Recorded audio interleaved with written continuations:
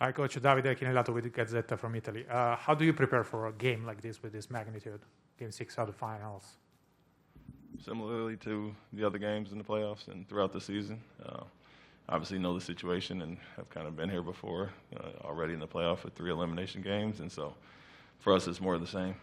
Don't put too much pressure or anything different, but all the little things that we've done well to succeed, we'll continue to do those, as well as a few tweaks here and there, but understand we need a better start than we had last game and bring the same energy that they brought at home.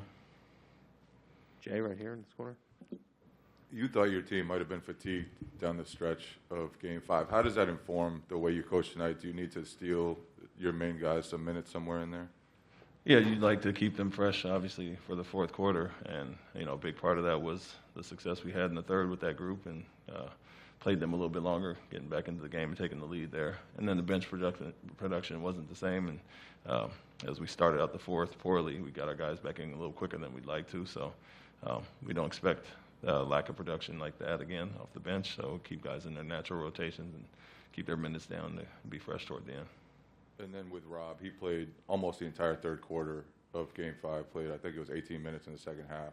What is the balance there between trying to keep him on the court because he's made an impact and then worrying about just his health and everything like that? Well, it's a pretty easy thing to see when he's feeling good and has a bounce in his step, and whether he tweaks something and is kind of limping around out there. So that part is pretty easy to see. And for him, it's not a matter of any minute restriction. It's just what we're conscious of and, not running him longer stretches. So for him, if he's looking good and feeling good and that unit's playing well, he has no problem staying out there. And so nothing that needs to be done as far as minutes, but we do want to have him with certain rotations, and that splits up his rotations in minutes more so. And we can get him in and out on quicker stretches instead of running the long 9 or 10-minute ones. On your right, Jared, fifth row. When you're making that decision to keep playing your main guys throughout the entire half and you're looking to just steal little bits of rest during stoppages, who are you consulting with on the bench, whether it's assistant coaches, training staff, sports science department, to figure out how much can they push? We have something that we like to look at rotation-wise with the coaching staff. Obviously, we have the timeouts to discuss who's been in for certain stretches or not and who's playing well and what rotation. So we have 2 or 3 that we go over every day and kind of look at those, and then obviously have to have a feel for the game as well. And so depending on how lineups are playing, rotations and matchups, we can kind of tweak those. But we have a few different scenarios that we go over, but have to have the natural feel of the game, how it's flowing. Left side in the back, Tim.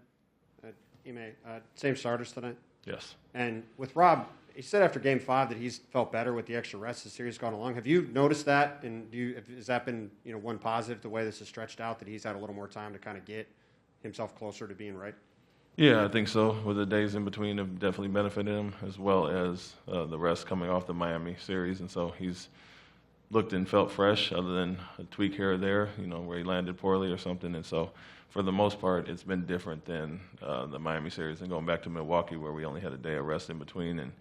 And although he's still day-to-day and we'll see how he feels before every game, it was a little more dicey then because of the lack of rest in between. So he looks better, feels better, and is able to run longer stretches if need be. Far right corner in the back, Dan. Hey, Ime, Dan Roach from WBZ. How you sense the mood of your team? Is it an angry one, or as you get ready for this game? And what are some of the things that you do in this situation? You've been with this team all year long. Do you say much to them before the game, or is it basically your keys, your turnovers, ball movement, et cetera? Yeah, I wouldn't say angry, mood at all. We know we've had opportunities in the last 2 games, having leads in the fourth quarter of both of those. And so a few things here and there go a different way, and we've been in a different situation. But more so business as usual, as alluded to earlier with the fact that we've been in this situation quite a few times in the playoffs this year. And so for me, it's a game-by-game thing. I'm not a big rah-rah guy as far as, trying to ramp guys up. I think our guys are ready for the situation and know what it is. And so more of, like I said, it always comes down to the small details, and that's what has lost us some of the leads in the last fourth quarter. So for us, we'll go out and handle it, and just the urgency and understanding how they're going to come out and what we want to do with our home crowd as well. And similarly to what they did at Golden State, and obviously got off to a really good start and put some pressure on us, we'd like to do the same on our home court this time. John on the left side. Ime, you talk about business as usual. You try to keep everything kind of similar, but everyone is aware of the magnitude. There's a championship at stake here. How do you keep it as close to business as usual, and how do you keep it during the game, the guys focused on the task at hand, knowing that there's any potential run that Golden State makes could be the end, and they could be celebrating on your home floor? Yeah, and like I said, the small things, the details. We have guarded Curry a certain way, but kind of kept everything else in check. I think we had some slippage in other areas last game where he didn't shoot the ball extremely well, but a lot of the off-ball actions, some of the easy baskets that led them to getting the lead early in the game. And so it's focusing on those things and not losing sight of the big picture of things we've done well this whole series. And obviously turnovers is a big part of it. When they don't offensive rebound, we're in obviously better shape. But 50 points in the paint last game, and a lot of those, other than Wiggins having some pull-ups or floaters, a lot were slips to the basket and off-ball actions that we had guarded well in the first 4 games. And so sticking with those and doing the things we've done well as far as that.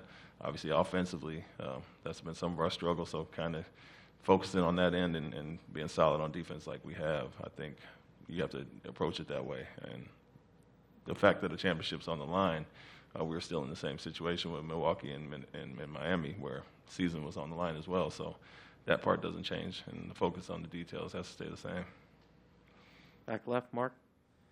Hey, Coach. Mark D'Amico, Celtics.com. You mentioned in your first answer that sometimes these scenarios, these elimination games, can cause pressure.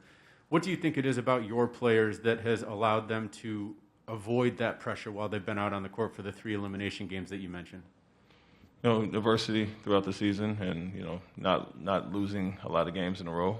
Obviously, we haven't lost 3 in a row since December and 2 in a row throughout this whole playoff series until last game. And so for us, the bounce back ability to kind of put things behind us and address what we need to and focus in on the minute details and not, look at the big picture, but the small things that dictated the outcome of a game. And so for us, we do have a short memory, and that's worked well for us, put it behind us, and also being in these situations throughout the year where we had to battle back from, a big hole early in the season. So all of those things bode well for us.